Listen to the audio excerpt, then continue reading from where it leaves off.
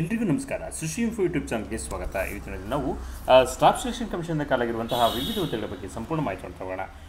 10+2 ಅಂದರೆ second PUC pass ಆಗಿರುವಂತಹ ಒಂದು ವಿದ್ಯಾರ್ಥಿಗಳಿಗೆ ಒಂದು ಒಳ್ಳೆ ಜಾಬ್ ಆಪರ್ಚುನಿಟೀಸ್ ಇದೆ. ಅದು ಸಂಪೂರ್ಣ ಮಾಹಿತಿನ ಈಗ ನೋಡಿ ತಗೋಣ. ಬನ್ನಿ ವಿಡಿಯೋನ ಪ್ರಾರಂಭ ಮಾಡೋಣ. ವಿಡಿಯೋ ಪ್ರಾರಂಭ ಮಾಡೋದಕ್ಕಿಂತ ಮುಂಚೆ ಇದೇ ಮೊದಲ ಬಾರಿಗೆ ನಮ್ಮ ಚಾನಲ್ಗೆ ಬಂದಿದ್ದ ಥರ ಸಬ್ಸ್ಕ್ರೈಬ್ ಮಾಡಿ ಅಂತ ಕೇಳ್ಕೊಳ್ತಾ ವಿಡಿಯೋನ ಪ್ರಾರಂಭ ಮಾಡೋಣ.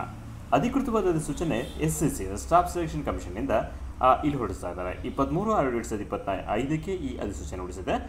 ಸಂಪೂರ್ಣ ಮಾಹಿತಿ ನೋಡ್ತಾ ಇಲ್ಲಿ ಇಂಪಾರ್ಟೆಂಟ್ ಡೇಟ್ಸನ್ನು ಕೊಡ್ತಾ ಇದ್ದಾರೆ. Dates for submission online application 23/6/2025 to 18/7/2025 ಅಂದರೆ 23 ಜೂನ್ 2025ರಿಂದ 18 ಜುಲೈ 2025 ಕೂಡ ಅಪ್ಲಿಕೇಶನ್ ಆಗೋದಕ್ಕೆ ಅವಕಾಶವಿದೆ.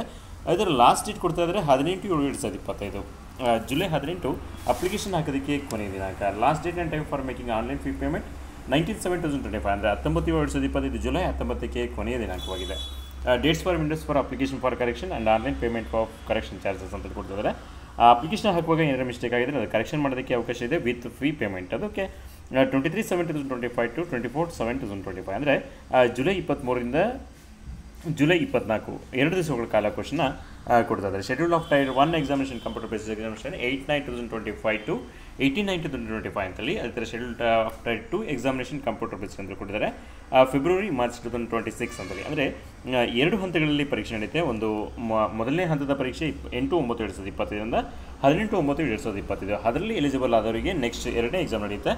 ಅದು ಫೆಬ್ರವರಿ ಮಾರ್ಚ್ 2025 ಅಂತೇಳಿ. ನಿಮ್ಗೆ ಅಪ್ಲಿಕೇಶನ್ ಹಾಕುವಾಗ ಏನಾದರೂ ತೊಂದರೆ ಬಂತು ಅಂದರೆ ಈ ನಂಬರ್ಗೆ ಕಾಲ್ ಮಾಡೋದು ಕೊಟ್ಟಿದ್ದಾರೆ. ಟೋಲ್ ಫ್ರೀ ನಂಬರಲ್ಲಿ ಹೇಳ್ತಿದ್ದಾರೆ 1800-309-3063 1-800-30-9306 ಅಂತ ಈ ನಂಬರ್ಗೆ ಕಾಲ್ ಮಾಡಿ ನಿಮ್ಮದು ಏನಾದ್ರು ಪ್ರಾಬ್ಲಮ್ ಇದ್ದರೆ ಸಾಲ್ವ್ ಮಾಡ್ಕೋಬೋದು. ಓಕೆ, ಈಗ ಸಂಪೂರ್ಣ ಮಾಹಿತಿ ನೋಡ್ತಾ ಹೋಗೋಣ. ಇಲ್ಲಿ ಸ್ಯಾಲ್ರಿ ಕೊಡ್ತಾ ಇದ್ದಾರೆ ಪೇ ಸ್ಕೇಲ್ ಅಂತೇಳಿ. ಇಲ್ಲಿ ಬೇರೆ ಬೇರೆ 3 ಥರದ ಹುದ್ದೆಗಳು ಇಲ್ಲಿ ಇರ್ತವೆ. ಒಂದು ಲೋಯರ್ ಡಿವಿಷನ್ ಕ್ಲರ್ಕ್ ಅಂತೇಳಿ, ಇನ್ನೊಂದು ಡಾಟಾ ಎಂಟ್ರಿ ಆಪರೇಟರ್ ಅಂತೇಳಿ, ಮತ್ತೊಂದು ಇಲ್ಲಿ data entry operator grade A ಅಂತೇಳಿ. ಇಲ್ಲಿ ಈ ಥರ 3 ತರಹದ ಹುದ್ದೆಗಳನ್ನ ಇಲ್ಲಿ ಕೊಡ್ತಾ ಇದ್ದಾರೆ. ಇಲ್ಲಿ ಲೋವರ್ ಡಿವಿಷನ್ ಕ್ಲರ್ಕ್ ಪೋಸ್ಟಿಗೆ ಜೂನಿಯರ್ ಅಸಿಸ್ಟೆಂಟ್ ಅಂತೇಳಿ ಕೊಡ್ತಾರೆ. ಅದಕ್ಕೆ ಪೇ ಸ್ಕೇಲ್ನ ಕೊಡ್ತಾರೆ. ಪೇ ಲೆವೆಲ್ 2 ಅಂತೇಳಿ 90,900 ಟು 63,200 ಅಂತೇಳಿ 19,900 ರೂಪಾಯಿಂದ 63,200 ರೂಪಾಯಿವರೆಗೂ ಬೇಸಿಕ್ ಸ್ಯಾಲರಿ ಇರುವಂತಹ ಒಂದು ಒಳ್ಳೆಯ ಜಾಬ್. ಅದೇ ಥರ 2ನೇ ಪೋಸ್ಟ್ ಅಂದರೆ ಇದೇ ಕ್ವಾಲಿಫಿಕೇಷನ್ಗೆ 2ನೇ ಜಾಬ್ ಇಲ್ಲಿ ಕೊಡ್ತಾ ಇದ್ದಾರೆ. DU ಡಾಟಾ ಎಂಟ್ರಿ ಆಪರೇಟರ್ ಅಂತೇಳಿ ಪೇ ಲೆವೆಲ್ 4 ಅಂತೇಳಿ ಇಲ್ಲಿ 25,500 ಟು 81,100 ಅಂತೇಳಿ. ಅಂದರೆ ಲ್ಯಾಂಡ್ ಲೆವೆಲ್ 5 29,200 ಟು 92,300 ಅಂದರೆ ಡಾಟಾ ಎಂಟ್ರಿ ಆಪರೇಟರಲ್ಲಿ 2 ಥರ ಇದೆ. ಒಂದು ಪೇ ಲೆವೆಲ್ 4 ಅಂತೇಳಿ ಅದು 25,500 ರೂಪಾಯಿಂದ 81,100 ರೂಪಾಯಿವರೆಗೆ ಇರುತ್ತೆ. ಈ ಥರ ಮತ್ತು ಡಾಟಾ ಎಂಟ್ರಿ ಆಪರೇಟರಲ್ಲಿ 2ನೇ ಲೆವೆಲ್ ಕೊಡ್ತಾರೆ ಲೆವೆಲ್ 5 ಅಂತೇಳಿ. ಅವ್ರಿಗೆ 23,200 ರೂಪಾಯಿಂದ 92,300 ರೂಪಾಯಿವರೆಗೂ ಒಳ್ಳೆ ಸ್ಯಾಲ್ರಿ ಇದೆ. ಅದೇ ಥರ ಇದೇ ಕ್ವಾಲಿಫಿಕೇಷನ್ಗೆ ಮತ್ತೊಂದು ಪೋಸ್ಟನ್ನು ಕೊಡ್ತಾ ಇದ್ದಾರೆ. Data entry operator grade A ಅಂತೇಳಿ. ಅವರಿಗೆ ಪೇ ಲೆವೆಲ್ 4 ಅಂತೇಳಿ 25,500 ಟು 81,100 ಅಂತೇಳಿ 25,500 ರೂಪಾಯಿಂದ 81,100 ರೂಪಾಯಿವರೆಗೂ ಬೇಸಿಕ್ ಸ್ಯಾಲರಿ ಇರುವಂತಹ ಒಂದು ಒಳ್ಳೆಯ ಜಾಬ್. ಈ ಥರ 3 ತರಹದ ಪೋಸ್ಟ್ಗಳಿಗೆ ಅಪ್ಲಿಕೇಶನ್ ಇನ್ವೈಟ್ ಮಾಡಿದ್ದಾರೆ. 3 ಪೋಸ್ಟ್ಗಳಿಗೂ ಕೂಡ ಒಂದೇ ಅಪ್ಲಿಕೇಶನ್ ಹಾಕ್ತೀರಾ, ಒಂದೇ ಎಕ್ಸಾಮ್ ಬರೀತೀರಾ, ಸೆಲೆಕ್ಷನ್ ಆಗ್ತೀರಾ. ಓಕೆ, ಡೀಟೇಲ್ಸ್ ನೋಡ್ತಾ ಹೋಗೋಣ. ವೇಕೆನ್ಸೀಸ್ ಎಷ್ಟು ಪೋಸ್ಟ್ಗಳಿದೆ ಅಂತ ಕೊಡ್ತಾ ಇದ್ರಲ್ಲಿ ಟೆಂಟೇಟಿವ್ ವೇಕೆನ್ಸೀಸ್ ಅಂದರೆ ದೇರ್ ಆರ್ ಅಪ್ರಾಕ್ಸಿಮೇಟ್ 3,131 ಅಂತೇಳಿ 3131 ಅಂತೇಳಿ 3,131 ತಾತ್ಕಾಲಿಕ ಹುದ್ದೆಗಳು. ಇವು ಹೆಚ್ಚು ಆಗೋಕ್ಕೆ ಸಾಧ್ಯತೆ ತುಂಬ ಹೆಚ್ಚಿರುತ್ತೆ. ಆದರೆ ಇಲ್ಲಿ ಕೊಡ್ತಾರೆ ಹೆಚ್ಚಾಗ್ಬೋದು ಅಥವಾ ಕಡಿಮೆ ಆಗ್ಬೋದು ಅಂತೇಳಿ 3,131 ಪೋಸ್ಟ್ ಅಂತೂ ಇದೇ ಇರುತ್ತೆ ಅಂತ ಅಂದ್ಕೊಳ್ಳೋಣ. ಈ 3 ತರಹದ ಪೋಸ್ಟ್ಗಳು ಸೇರಿ ಅಂದರೆ LDC data entry operator grade A ಅಂತೇಳಿ ಈ 3 ತರಹದ ಪೋಸ್ಟ್ ಸೇರಿ 3,331 ಪೋಸ್ಟ್ಗಳಿದ್ದಾವೆ. ಓಕೆ, ರಿಸರ್ವೇಷನ್ ಕೊಡ್ತಾ ಇದ್ದಾರೆ. SC ST OBC EWS PWD ಎಲ್ಲದರ ರಿಸರ್ವೇಷನ್ ಕೂಡ ಈ ಪೋಸ್ಟ್ಗೆ ಅಪ್ಲೈ ಆಗ್ತಾ ಇದೆ. ಓಕೆ, ಅದು ಕೂಡ ಕೊಡ್ತಾ ಇದ್ದಾರೆ. ಇಲ್ಲಿ ಕೆಲವೊಂದು PWD ಅವರಿಗೆ ಫಿಸಿಕಲಿ ಚಾಲೆಂಜ್ ಪರ್ಸನ್ಗೆ ಯಾವ ಥರದ ಪೋಸ್ಟ್ ಸೂಟಬಲ್ ಇದೆ ಅದನ್ನು ಕೂಡ ಕೊಡ್ತಿದ್ದಾರೆ. ಯಾವ ತರಹದ ಇಲ್ಲಿ ಚಾಲೆಂಜ್ ಇರೋರು ಇದಕ್ಕೆ ಅಪ್ಲಿಕೇಶನ್ ಹಾಕ್ತು ಅಂತ ಕೂಡ ಕೊಡ್ತಿದ್ದಾರೆ. ಅದನ್ನು ಕೂಡ ಅಬ್ಸರ್ವ್ ಮಾಡ್ತಾ ಹೋಗಬೇಕಾಗುತ್ತೆ. ಇಲ್ಲಿ ಇದು ನೋಡಿ ಅಪ್ಲಿಕೇಶನ್ ಹಾಕೋದು ನೆಕ್ಸ್ಟ್ ನ್ಯಾಷನಲ್ ಸಿಟಿಜನ್ಶಿಪ್ ಕೊಡ್ತಾ ಇದ್ದಾರೆ. ಅದನ್ನು ಕೂಡ ಅಬ್ಸರ್ವ್ ಮಾಡಿ. ಎಲ್ಲ ಪೋಸ್ಟ್ಗಳಿಗೆ ಇಲ್ಲೂ ಕೂಡ ಇದೆ. ಮೇನ್ ಇಂಡಿಯನ್ ಸಿಟಿಸನ್ಗೆ ಇಲ್ಲಿ ಅಪ್ಲಿಕೇಶನ್ ಆಗ್ತಾಗಿರುತ್ತೆ. ಏಜ್ ಲಿಮಿಟ್ ಇಲ್ಲಿ ಇಂಪಾರ್ಟೆಂಟ್ ಪಾಯಿಂಟ್ ಆಗುತ್ತೆ.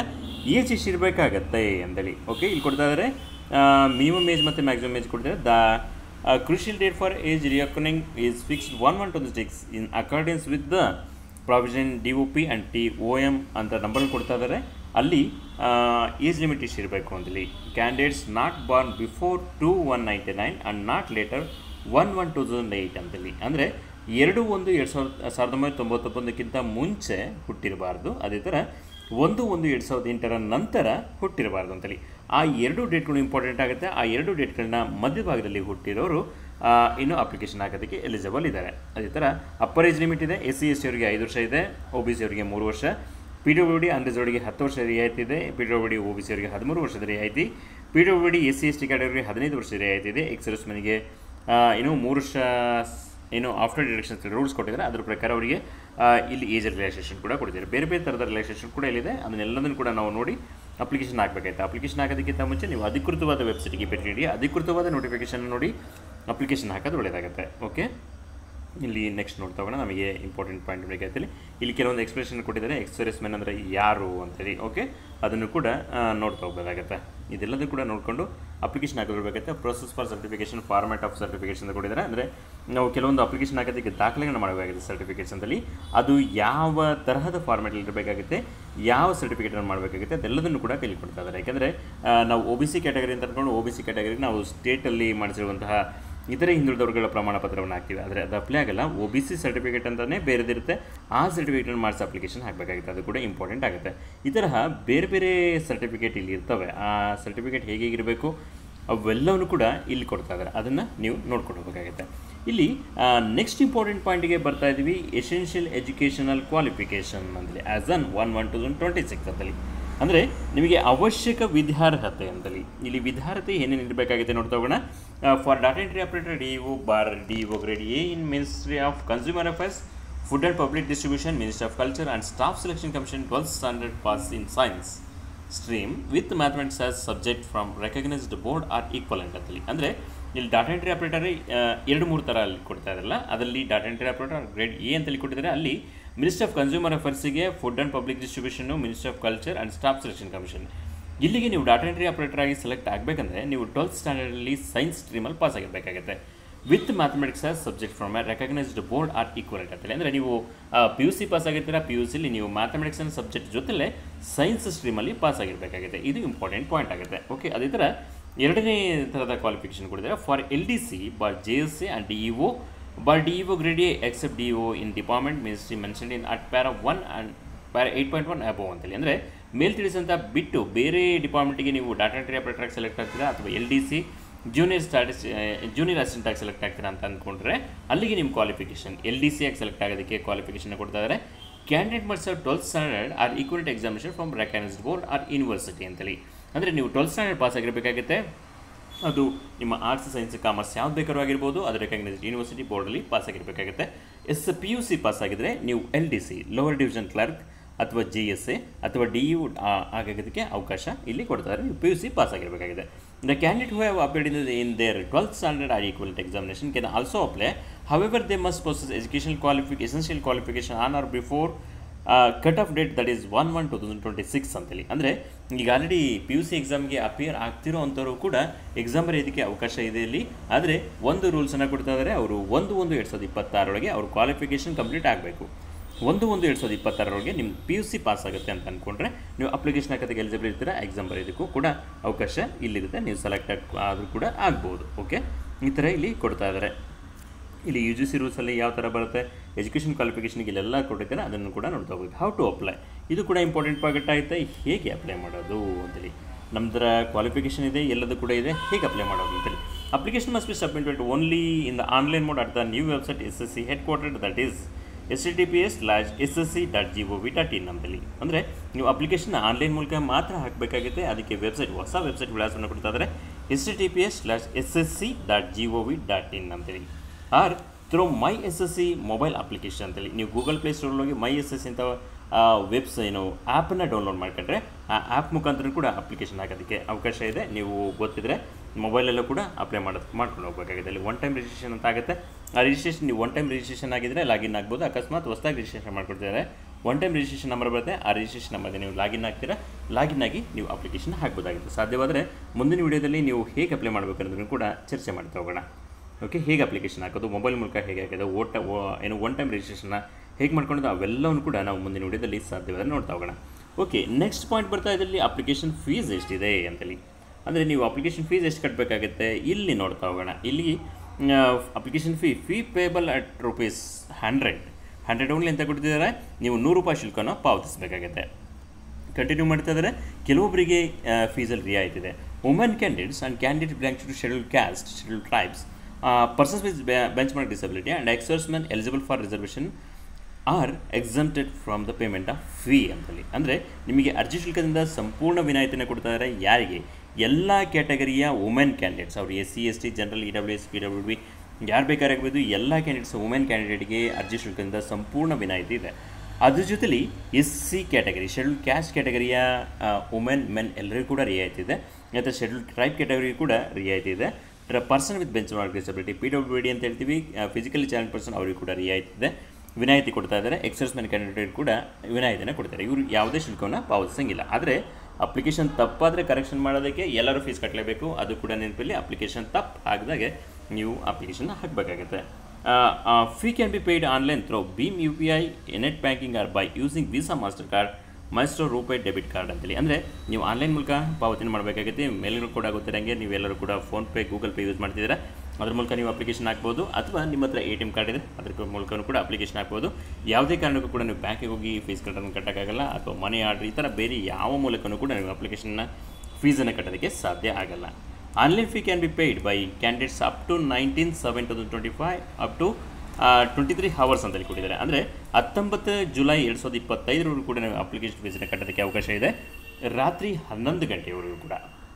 ಓಕೆ, ಇದನ್ನು ಕೂಡ ಹೇಳ್ತಾ ಇದ್ದಾರೆ. ಅಪ್ಲಿಕೇಶನ್ ಹಾಕಿದ್ರೆ ನೀವು ಫೀಸ್ ಕಟ್ಟಲಿಲ್ಲ ಅಂದರೆ ಅದು ಅಪ್ಲಿಕೇಶನ್ ಇನ್ಕಂಪ್ಲೀಟ್ ಅಂತ ಆಗುತ್ತೆ, ಅಪ್ಲಿಕೇಶನ್ ರಿಜೆಕ್ಟ್ ಆಗುತ್ತೆ. ಅದು ಕೂಡ ಇಂಪಾರ್ಟೆಂಟ್.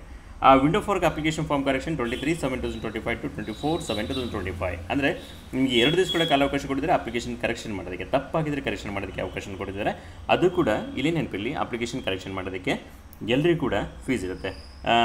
ಇಲ್ಲಿ ನೋಡ್ತಾ ಹೋಗೋದು ಫೀಸ್ ಎಷ್ಟು ಕೂಡ ಕೊಟ್ಟಿದ್ದಾರೆ ಅಂತೇಳಿ. ಫಸ್ಟ್ ಟೈಮ್ ಕರೆಕ್ಷನ್ಗೆ 200 ರೂಪೀಸ್ ಅಂತೇಳಿ, ಅದೇ ಥರ ಸೆಕೆಂಡ್ ಟೈಮ್ ಕರೆಕ್ಷನ್ಗೆ 500 ರೂಪೀಸ್ ಫೀಸನ್ನು ಕೊಡ್ತಾ ಇದ್ದಾರೆ. ಅದು ಎಲ್ಲ ಕ್ಯಾಟಗರಿ ಎಲ್ಲರಿಗೂ ಕೂಡ ಫೀಸ್ ಇದ್ದೇ ಇರುತ್ತೆ, ಅದು ಕೂಡ ನೆನಪಿಲ್ಲಿ. ಅದಕ್ಕೆ ಅಪ್ಲಿಕೇಶನ್ ಹಾಕುವಾಗ ತಪ್ಪಿಲ್ದಂಗೆ ಅಪ್ಲಿಕೇಶನ್ ಹಾಕಬೇಕಾಗಿದೆ.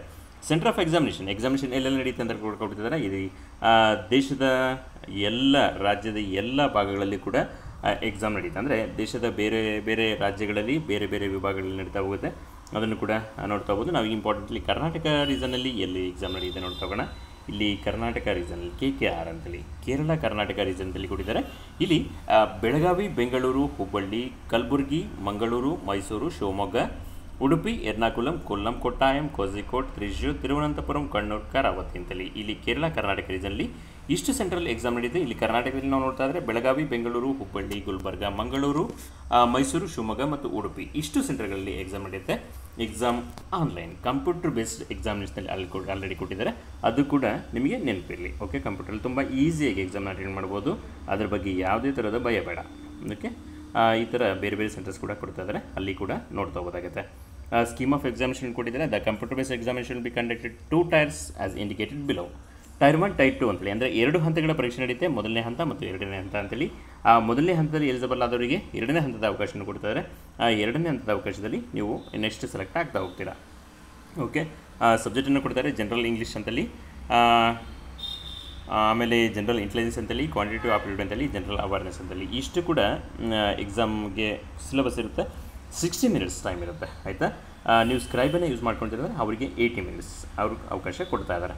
ಓಕೆ, ಇಲ್ಲಿ objective type multiple choice questions ಇರುತ್ತೆ, ಅದನ್ನು ಅಟೆಂಡ್ ಮಾಡಬೇಕಾಗುತ್ತೆ. ಟೈರ್ 2 ಅಲ್ಲಿ ಎಕ್ಸಾಮ್ ಯಾವ ಥರ ರೀತಿ ಕೊಡ್ತಾ ಇದ್ದಾರೆ ಅದನ್ನು ಕೂಡ ನೋಡ್ತಾ ಹೋಗೋದಾಗುತ್ತೆ. ಈ ಥರ ಒಂದು ಒಳ್ಳೆ ಪೋಸ್ಟಿಗೆ ಕಾಲಾಗ್ತಾಯಿದೆ. PUC ಪಾಸ್ ಆಗಿರೋಕ್ಕಾಗುವಂಥ ಒಂದು ಒಳ್ಳೆ ಪೋಸ್ಟ್ ಇದಾಗಿದೆ. ತುಂಬ ಡೀಟೇಲ್ ಆದ ನೋಟಿಫಿಕೇಷನ್ ಇದೆ, 89 ಪುಟಗಳ ನೋಟಿಫಿಕೇಷನ್ ಇದೆ. ಈ ನೋಟಿಫಿಕೇಷನ್ ಡೌನ್ಲೋಡ್ ಮಾಡಿಕೊಂಡು ಡಿಟೇಲಾಗಿ ಓದಿ ಅಪ್ಲಿಕೇಶನ್ ಹಾಕೋದು ಒಳ್ಳೆಯದಾಗುತ್ತೆ. ಅಪ್ಲಿಕೇಶನ್ ಹಾಕೋದಂದರೆ ಆದಷ್ಟು ಬೇಗ ಅಪ್ಲಿಕೇಶನ್ ಹಾಕಬೇಕಾಗುತ್ತೆ, ಯಾಕಂದರೆ ಇದು ಆಲ್ ಇಂಡಿಯಾ ಲೆವೆಲ್ ಎಕ್ಸಾಮ್ ಆಗಿರೋದ್ರಿಂದ ಭಾರತ ದೇಶದ ಎಲ್ಲ ಕಡೆಯಿಂದನೂ ಕೂಡ ಅಪ್ಲಿಕೇಶನ್ ಹಾಕ್ತಾ ಇರ್ತಾರೆ. ಸರ್ವರ್ ತುಂಬಾ ಬ್ಯುಸಿ ಇರುತ್ತೆ. ಆದಷ್ಟು ಬೇಗ ಅಪ್ಲಿಕೇಶನ್ ಹಾಕಿ ಎಕ್ಸಾಮ್ಗೆ ಪ್ರಿಪೇರ್ ಆಗಿ ಒಂದು ಒಳ್ಳೆ ಪೋಸ್ಟ್ ನಿಮ್ಮದಾಗಲಿ ಅಂತ ಆಶಿಸ್ತಾ ಎಲ್ರಿಗೂ ಕೂಡ ಆಲ್ ದ ಬೆಸ್ಟ್.